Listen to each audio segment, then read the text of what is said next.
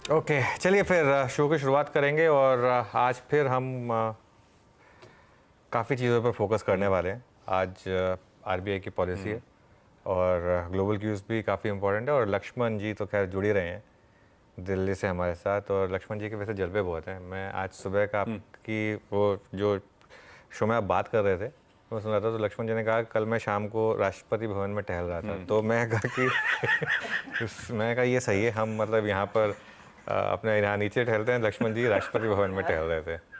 लक्ष्मण जी, तो सही सुना था ना मैंने? जी, good morning sir. Good morning. हाँ बिल्कुल, राष्ट्रपति भवन के परिसर को मैं देख रहा था कि आखिर कैसे तैयारी चल रही है। एक उत्सुकता थी कि क्या हो रहा है, चूँकि हम लोगों ने बताया था कि 9 तारीख को होने वाला है, तो थोड़ी सी उत्सुकता थी, तो मैं शाम में उधर चला गया था। अच्छा, चलिए ठीक है, आ रहे हैं आपके पास, थोड़ा सा जानेंगे कि वहाँ से आपको क्या खबर मिली। लेकिन पहले जो आज के कुछ बेसिक क्यूज़ हैं उन पर बात कर लेते हैं। आशीष, देखिए आज भी और अगले कुछ दिनों तक भी सबसे बड़े ट्रिगर दिल्ली से ही आएंगे ऑब्वियसली, क्योंकि पॉलिटिकल अनसर्टेनिटी शायद उस लेवल की नहीं है जितने 3 दिन पहले थी, लेकिन फिर भी थोड़ी सी तो है अभी भी। और जैसा कि लक्ष्मण जी ने भी इन्फॉर्म किया था, शपथ ग्रहण संडे को होने वाला है शाम को 7 बजे के करीब, और उसके बाद 8 बजे मैच है हमारा।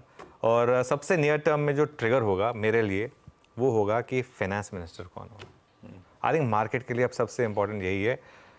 आई थिंक आशीष, अगर आपको याद हो, आपको याद हो 2014 की भी जब 2019 की भी जब वर्डिक्ट के बाद कैबिनेट फॉर्मेशन वाले दिन मार्केट में एक दिन इंट्राडे में बैंक निफ्टी 1000 पॉइंट गिरा था, निफ्टी करीब 500 पॉइंट गिरा था, क्योंकि वो फाइनेंस मिनिस्टर का उस समय जो डिसीजन होता है वो काफ़ी इंपॉर्टेंट होता है। तो वो सबसे बड़ा ट्रिगर होगा। मार्केट की जो वरी होगी वो ये होगी कि क्या रिफॉर्म की जो गाड़ी है वो उसी पेस से दौड़ेगी या फिर अब थोड़ी सी दिक्कतें होंगी, क्योंकि एलाइज का अब आपको सुनना पड़ेगा। अब आपको ये नहीं है कि अब आपकी खुद की सरकार है, अब आपको एलाइज जो कह रहे हैं उन पर भी थोड़ा सा ध्यान देना पड़ेगा, और एलाइज के कुछ जो थॉट प्रोसेस हैं वो आपसे अलग हो सकते हैं। तो इसके लिए तो जैसा हमने कल भी कहा था कि प्राइम मिनिस्टर मोदी को अब तक कोलिशन सरकार चलाने का शायद वो एक्सपीरियंस नहीं है, क्योंकि अब तक उन्होंने फुल मेजोरिटी वाली सरकारें चलाई हैं, स्टेट में भी सेंटर में भी। तो एक और चीज़, अब ये मार्केट काफ़ी वॉलेटाइल होगा एक एक स्टेटमेंट पर। कोई एलआई कुछ स्टेटमेंट देगा, उससे मार्केट में मूव आ जाएंगे। ठीक है, कल का मैं एग्जांपल देता हूँ। कल आपने डिफेंस स्टॉक्स देखे होंगे कितने वॉलेटाइल थे। वो अग्निवीर को लेकर वो जो स्टेटमेंट्स आ रही थी, वो जेडीयू की, उसकी वजह से मार्केट में कितनी वॉलेटिलिटी हो गई, तो उसका एक इम्पैक्ट पड़ा था। तो ऐसे कई सेक्टर्स होंगे। अब कल को कोई एलआई उठकर किसी और सेक्टर के बारे में कुछ बोल सकता है, उस पर इम्पैक्ट आ सकता है।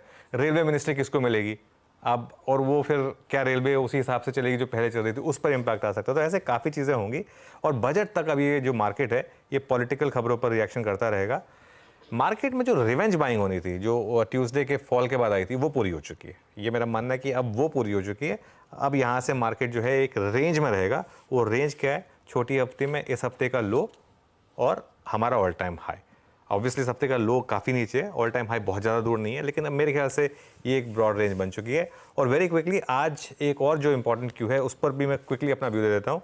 आज आने वाली है पॉलिसी आरबीआई की, और ये पॉलिसी बहुत इंपॉर्टेंट है आज। क्यों? क्योंकि पॉलिटिकल अनसर्टेनिटी में ये एक्सपेक्ट करना कि आरबीआई कोई क्लियर कट आपको रोड मैप दे देगा रेट कट का, ये थोड़ा सा बेमानी होगा। और एक और चीज़ है, एक रिस्क, जैसा हम सबको लग रहा है कि फिस्कल प्रूडेंस पे थोड़ा सा शायद इंपैक्ट आ सकता है, वो रिस्क आरबीआई को भी पता है। तो इसके लिए थोड़ा सा हो सकता है कि आरबीआई भी थोड़ा सा डविश ना हो पाए और थोड़ा सा हल्का सा हॉकिश ही रहे।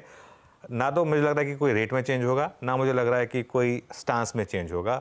और गवर्नर साहब की बॉडी लैंग्वेज देखना बहुत इंपॉर्टेंट होगा कि आज उनकी बॉडी लैंग्वेज किस तरीके से है, उसके बाद एक इशू होगा। और वैसे खैर सत्ता के गलियारों में तो ये भी चल रहा है कि जो गवर्नर साहब हैं, क्या वो भी एक फ्रंट रनर हैं for finance ministry. I think वो हम थोड़ा सा लक्ष्मण जी से भी पूछेंगे। तो आज की पॉलिसी काफ़ी इंपॉर्टेंट होने वाली है। लक्ष्मण जी का बहुत पुरानी पहचान है गवर्नर साहब से। ऐसा कुछ हुआ तो वैसे भी कोई भी हुआ सबसे पहले यही बताएंगे आपको। वैसे टहलते टहलते झांक भी लेते हैं। तो ये जब बता रहे थे कल रात में टहल रहे थे तो इन्होंने झांका था तो तैयारी शुरू हो गई थी। अब कितनी कुर्सियां लग रही हैं और कौन बैठेगा वो भी सबसे पहले लक्ष्मण जी आपको बताएंगे। पर ओवरनाइट डेवलपमेंट्स दिल्ली में पॉलिटिकल फ्रंट पे क्या क्या हुए, प्लस आज एक इंपॉर्टेंट एनडीए के न्यूली इलेक्टेड एमपीज की बैठक स्केड्यूल्ड है। तो आज की तैयारी क्या है, क्या हो रहा है, पहले लक्ष्मण से उस फ्रंट पे सारी बातचीत कर ली जाए, समझ लिया जाए, उसके बाद हर्षदा से जान लेंगे ग्लोबल हैंडओवर। तो हमारे पास दोनों इंपॉर्टेंट क्यूज आ जाएंगे और उसके बाद आज का मार्केट अप्रोच। लक्ष्मण, क्या क्या हुआ और क्या क्या हमें पता चल रहा है? देखिए, अब तक जो है कल देर शाम तक का जो डेवलपमेंट है उसके मुताबिक नई सरकार के खाका जो है उसको अंतिम रूप दिया जा रहा है। भाजपा के वरिष्ठ नेताओं की बैठक हो रही है, सहयोगी दलों से बातचीत का सिलसिला जारी है। कल दिन भर ये काम चलता रहा और सभी राज्यों के मुख्यमंत्री जिनको निमंत्रित किया गया है वो और चंद्रबाबू नायडू जिन पर सबकी नज़र है वो सब देर शाम तक दिल्ली पहुँच गए हैं। और आज जो है हलचल का केंद्र संसद भवन रहने वाला है और संसद भवन में 9:30 बजे से ही बैठकों का सिलसिला शुरू हो जाएगा।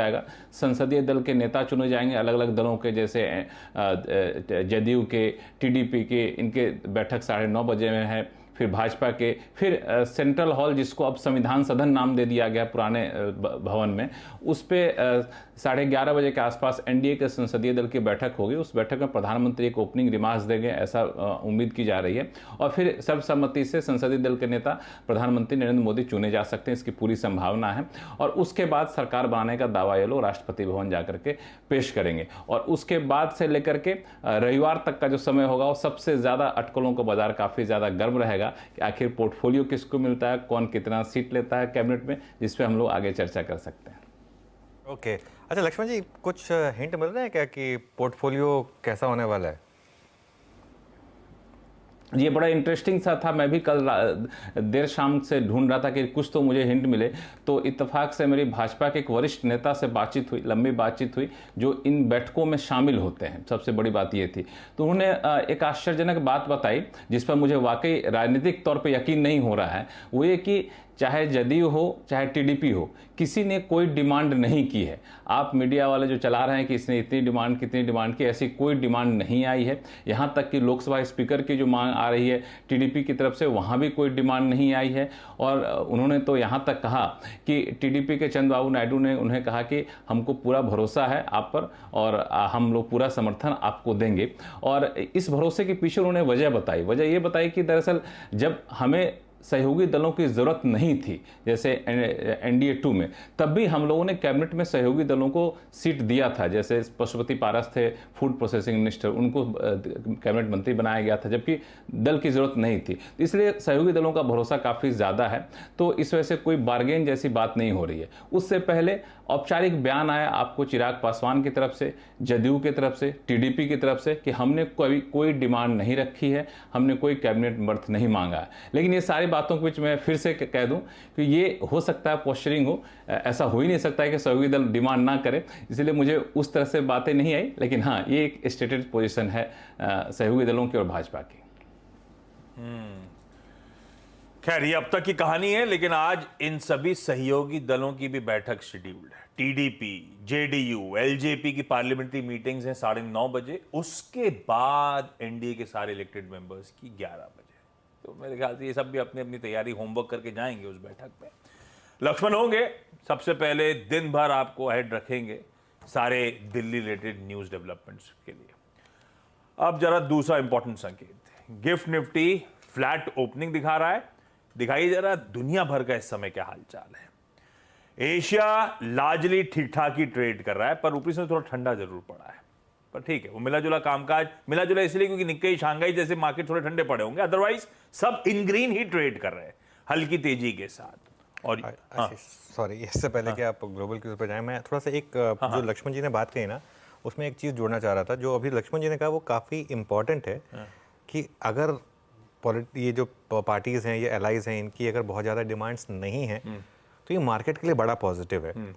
क्योंकि देखिए क्या है, एक जो चीज़ एनडीए के फेवर में है इस समय वो ये है कि ये दोनों जो पार्टीज़ हैं ये लार्जली वन स्टेट पार्टीज़ हैं, टीडीपी और जेडीयू। टीडीपी आंध्र की पार्टी है और जेडीयू बिहार की पार्टी है, और वहाँ दोनों जगह इनकी सरकार है। नीतीश कुमार बिहार के सीएम है और चंद्रबाबू नायडू अब आंध्र के सीएम बनने वाले हैं।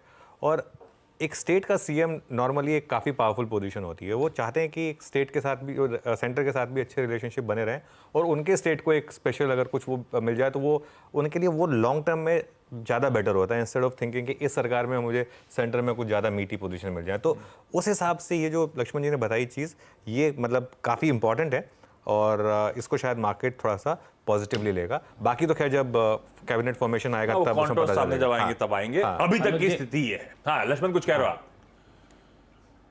हाँ, बेसिकली अनुज जी जो कह रहे थे उसी को मैं एक लाइन में जोड़ दूं कि ये बिल्कुल सही इन्होंने पकड़ा है कि दरअसल इन लोगों का बार्गेन अब कैबिनेट बर्थ और केंद्र सरकार की पॉलिसी में बहुत ज़्यादा नहीं हो रहा है। इनकी बार्गेनिंग जो चल रही है वो है कि स्टेट में हमें आप कितना कुछ दे सकते हैं। तेलंगाना के बंटवारे के बाद आंध्र प्रदेश को हमको ज़्यादा पैसे चाहिए था, वो लंबे समय से डिमांड पेंडिंग है, वो हमें दे दीजिए। बिहार सरकार का है कि बिहार को विशेष पैकेज का दर्जा नहीं देते हैं तो कुछ पैसा ज़्यादा दे दीजिए। तो ये डिमांड चल रही है, तो ये एक दूसरा विकल्प है जिसपे काम चल रहा है। एक लाइन में बता दूं कि वित्त मंत्रालय को लेकर अनुज जी ने जो कहा कि किस पर होता है, तो मेरे जो तमाम अलग अलग लोगों से बातचीत की तो एक बात तो मुझे लगभग तय लग रही है, वो है कि वित्त मंत्रालय तो रहेगा तो भाजपा के पास, सहयोगी दलों के पास जाने की कोई संभावना नहीं है। बदलाव होगा नहीं होगा वो कल परसों तक पता चल जाएगा। वित्त नहीं, मैं तो नजर रखूंगा चारों प्रोमिनेंट मिनिस्ट्रीज भाजपा के पास हैं कि नहीं है।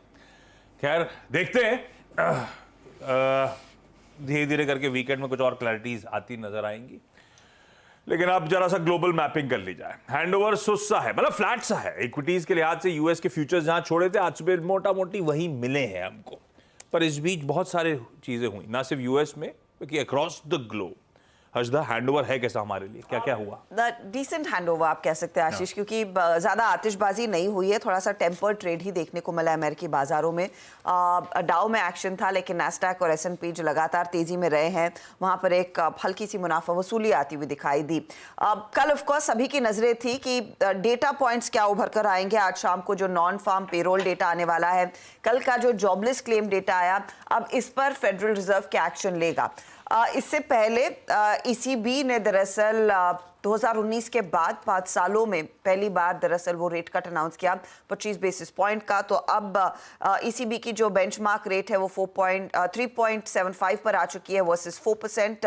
हालांकि ईसीबी ये भी मेंशन कर रहा है कि 2025 के लिए उन्होंने अपना जो इन्फ्लेशन फोरकास्ट है वो 2% से बढ़ाकर 2.2% रखा है। तो वो थोड़ी सी टिंकरिंग हुई है। अब इस पर्सपेक्टिव में लोग यही पूछ रहे हैं कि फेडरल रिजर्व का अगला स्टांस क्या होता हुआ दिखाई देगा, क्योंकि परसों हमने बैंक ऑफ कनाडा की तरफ से वो रेट कट देखा, अब ईसीबी ने भी कर दिया है। जुलाई और अगले हफ्ते जो फेडरल रिजर्व की बैठक होने वाली है उसमें रेट कट तो नहीं होगा, लेकिन हाँ अब सितंबर के महीने से एक्सपेक्टेशन ज्यादा बढ़ती हुई दिखाई दी है।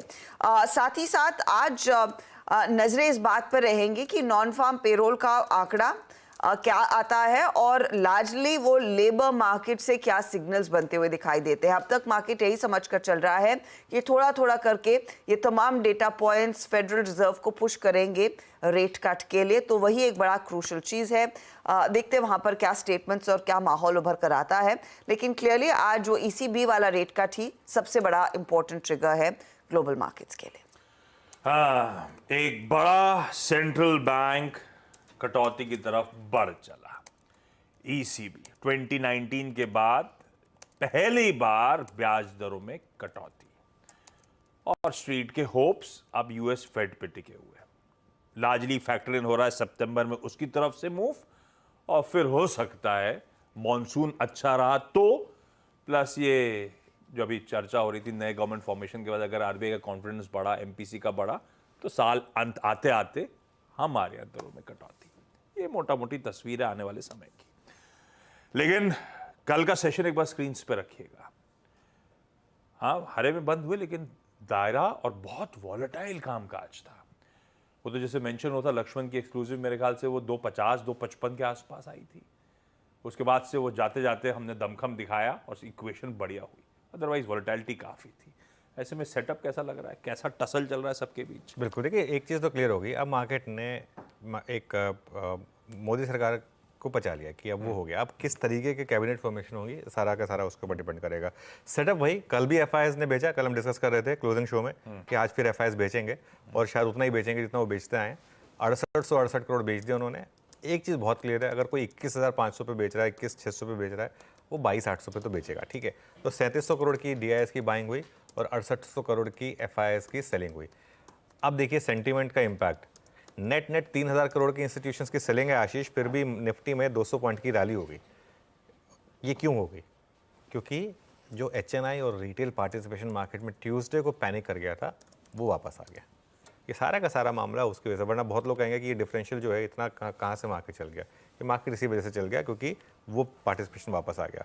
इंडेक्स फ्यूचर्स में कवरिंग हुई बहुत ज़्यादा नहीं है, लेकिन 1566 करोड़ की बाइंग है। स्टॉक फ्यूचर्स में तो सेलिंग हो गई उल्टा 4500 करोड़ की। With in index futures 741 crore bank Nifty में बाय किया गया, 790 करोड़ निफ्टी फ्यूचर में बाय किया गया। और अगर आप ट्रेंड देखेंगे तो जो 4 जून को मैसिव सेलिंग हुई थी, उसके बाद 2 दिन थोड़ी सी कवरिंग हो चुकी है।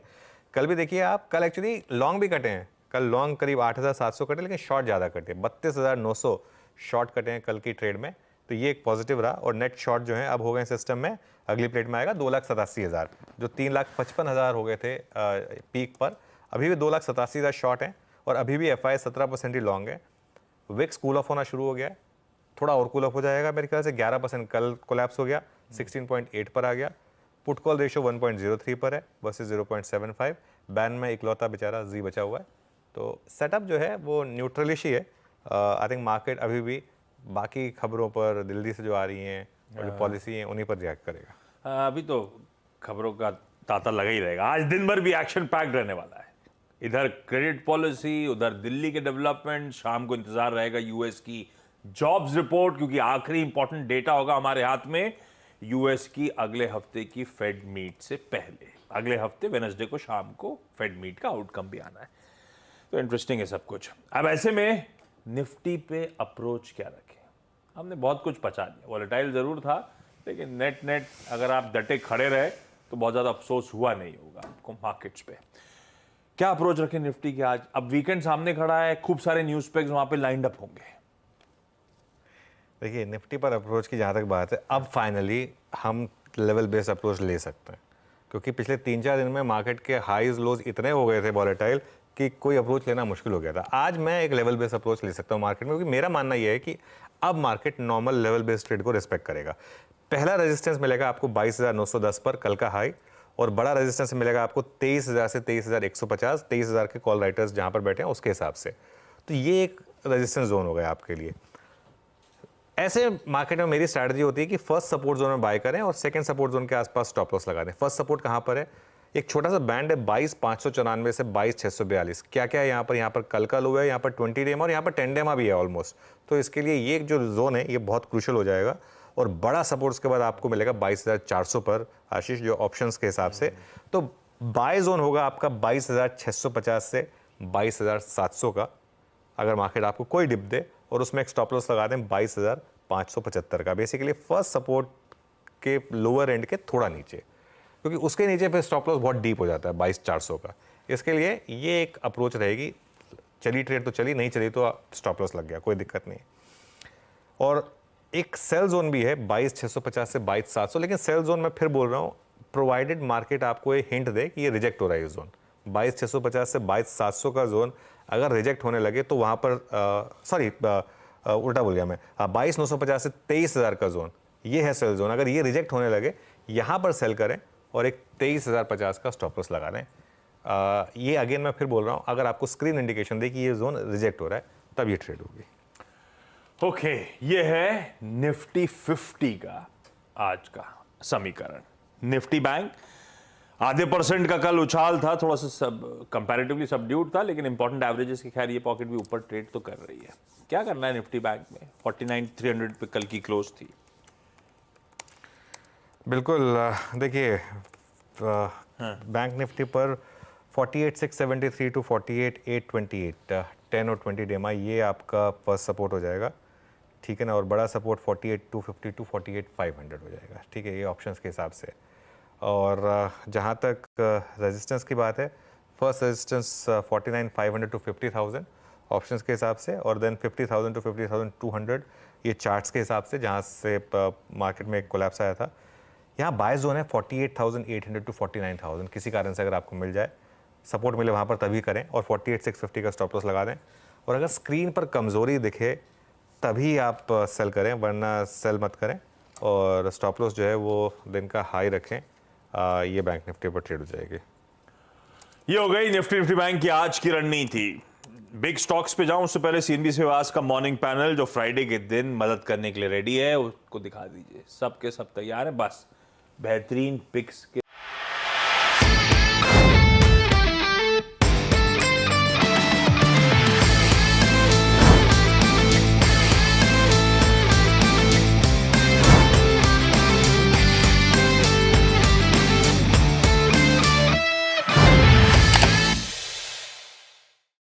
बता दें कि मनी कंट्रोल पर दिए गए विचार एक्सपर्ट्स के अपने निजी विचार होते हैं।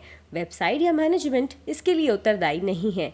यूजर्स को मनी कंट्रोल की सलाह है कि कोई भी निवेश निर्णय लेने से पहले सर्टिफाइड एक्सपर्ट की सलाह लें।